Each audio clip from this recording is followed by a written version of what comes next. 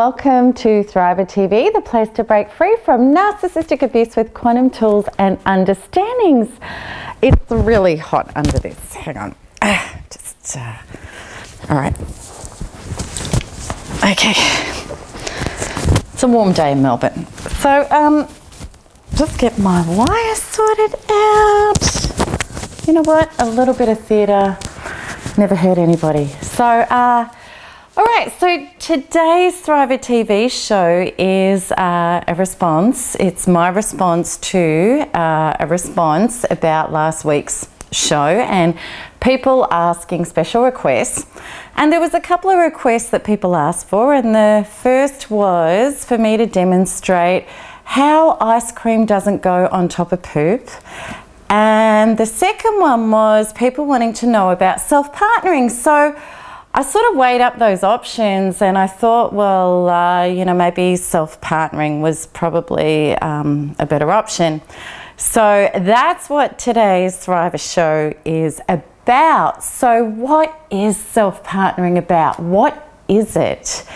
Is it things like being able to keep our word to ourselves and be able to step up for ourselves and be able to you know, back ourselves and support ourselves? Is it that? Or is it things like great self-care and self-love and self-nurture, like being able to take ourselves off to a day spa or go away to a yoga retreat or, you know, do stuff like that for ourselves, and to eat really healthy and to do green juices and stuff like that?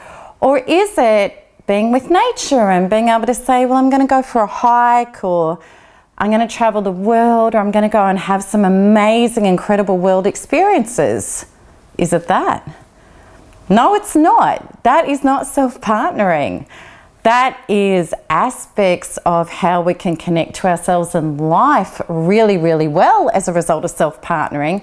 And those things in our life are actually so much easier to do. We don't have the struggle of deservedness with them when we are being self-partnered. So the irony of self-partnering is that we were all led to believe that it's really unimportant and that it's probably not productive. It's a lot more productive to be doing something like hanging out with people or doing productive things rather than just hanging with self. And we may have discovered that, you know, hanging with self is sort of kind of a bit weird, and we have to be doing something like watching TV or something like reading a book, or maybe falling asleep early because we just really don't know what to do with ourselves. So what is self-partnering? What is it? And I'm dragging it out a little because, you know, it's sort of fun building the suspense. And also because if I drop it too soon, what it is, it's really that simple and organic. It's actually nearly boring. So I kind of need to build it up a little bit to make it better and a bit more profound. So I'll give you a little taste of it now. Self-partnering, what it grants, it actually grants the most warmest, most connected, solid feelings that we could ever imagine. And they're just the most incredible foundations to build ourselves and to build life on. And we discovered that without doing that, that life is actually precarious, that we can feel unstable, and we can feel like, you know, when's the rug going to be pulled out from underneath us? We feel really at the whim of life rather than being anchored safely in life. And we hadn't kind of realized until we're self-partnered that when we start self-partnering and we say yes to ourselves, that we really choose ourselves, that then life and others start choosing us in the most miraculous ways as well. I was having a talk to a good friend of mine by Messenger about how just crazy busy our lives are, just how insanely amazing they are, how much there is to do now, because we're thrivers and we're self-partnered, and because we've said yes to ourselves, that there's just never a dull moment in the most beautiful, spectacular ways. I wouldn't have my life any differently. My life resembles an Olympic sport, I promise you.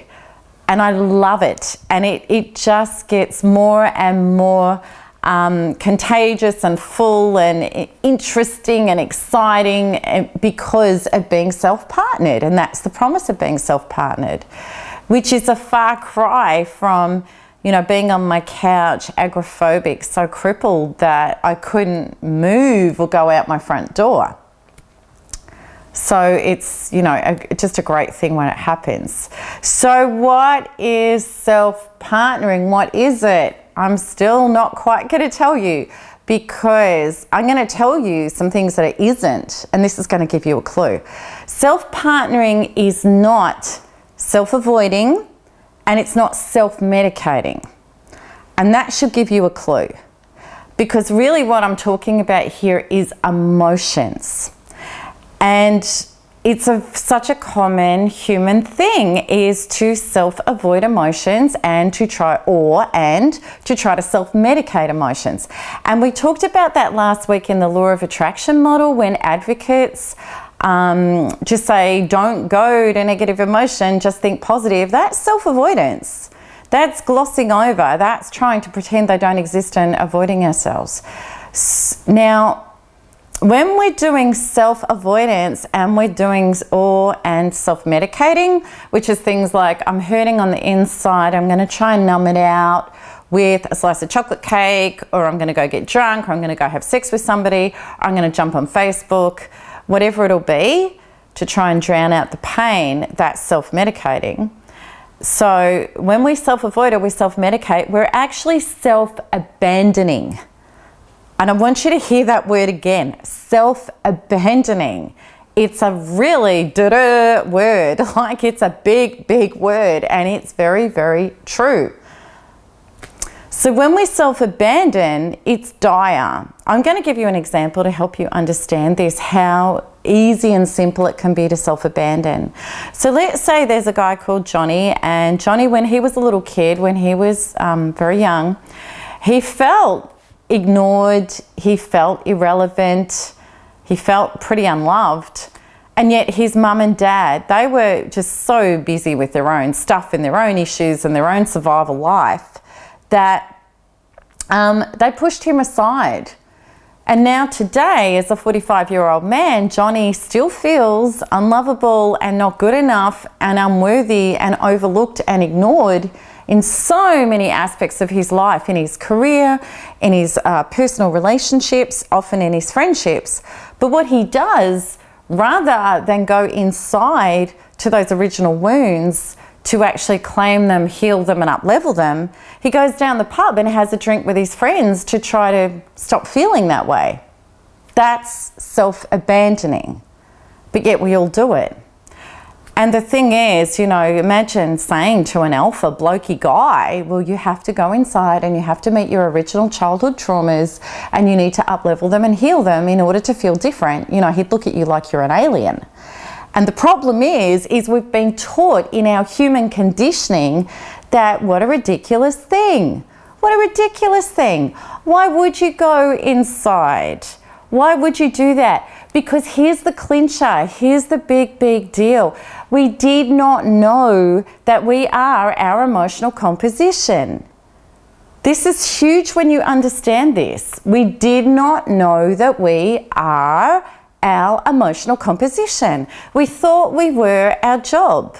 We thought we were our race. We thought we were our friends, our family, our partner, our acquisitions, our possessions, our security. We thought we were labels. We did not know that we are our emotional composition. So the question is who are you? Who you are is this, is the makeup of, I have aligned deservedness, healthy beliefs on A, B, C, D in my life. I have non-aligned unhealthy beliefs on E, F, G, H. Who are you? Who you are is the unfoldment of your life, what is happening and being generated in your life, and how you show up in life in accordance to your emotional composition to the letter, pardon the pun, to the letter. So for A, B, C, and D, those things in your life work. You show up in a way in life that co-generates the success of those areas of your life. Yet for E, F, G, and H, you're not aligned on those things. You don't have healthy deservedness. You have painful programs and subconscious beliefs to do with those topics in your life. They don't work for you. And you don't show up in ways that would generate them working for you. You unconsciously sabotage yourself in those areas. And that's been your normal. You're just trying to survive. You don't know any differently because you're unconscious. You haven't awoken yet in those areas. So that's who you are. That's who you are. That's always who you are. That's who everybody is and who everybody is being. So for A, B, C, and D, you already are those things. You're an emotional composition match. Your beliefs match. For E, F, G, and H, you are not those things. Therefore, you're not a match. Well, what it means is your subconscious is not aligned with what you want. So how do we know when our subconscious is not a match for something? Well, how we know is really very simple. It doesn't work. We have continual struggle and frustration and pain in those areas in our life. But the most important thing to understand is that we have emotional discord. We have emotional pain, which is our signal saying, come in here. There is something that needs to be adjusted. That's the whole deal about emotional pain. Come in here, come meet this, come sort this out. Now, isn't it really quite ironic that all of our programming has said, don't do that, don't go inside, do everything but that. And that's been, really convenient, hasn't it? When you think about it. Because what that meant was we're not whole, we're in pain, we're not self-partnered, which means we're not in our power, which means that we're vulnerable, precarious, and that we are incredibly susceptible to being controlled. Pretty ironic. Have a look at our whole entire world, which is a product of people not self-partnered, people in emotional pain, people not looking inwards to make any adjustments, which means that they're going to look outwards and they're going to blame somebody else for the state of their own emotional being. That, in a nutshell, is what's going on in our world. So what is self-partnering?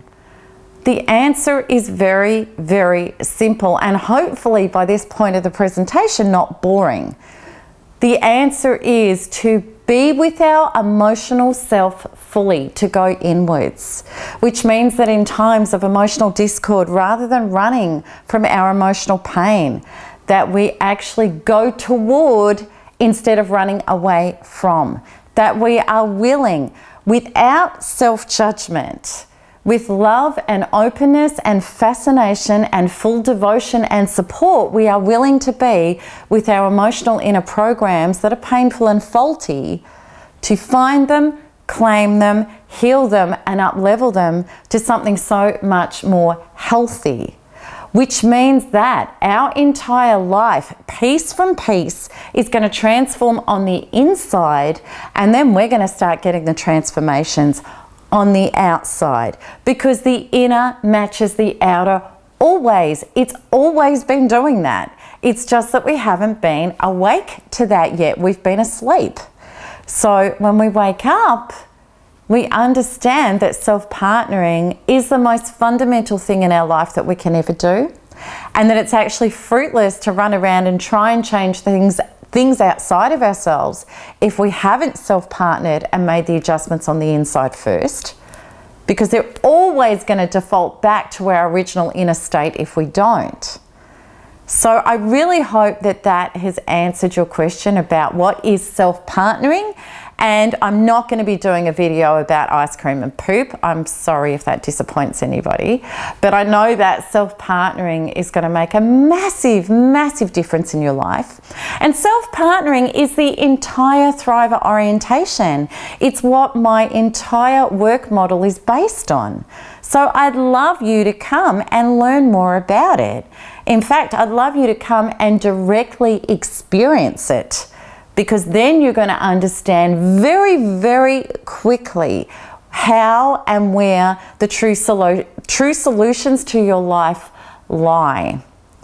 And you can do that by joining in on my free resources, and also too my webinar groups where we work at workshopping this stuff and you learn how to self-partner and up-level. So that's it from me until next week. So keep smiling, keep healing, keep thriving, because there's nothing else to do. Plus, it creates an amazing life. So that's it from me until next week. Lots of love. Bye-bye.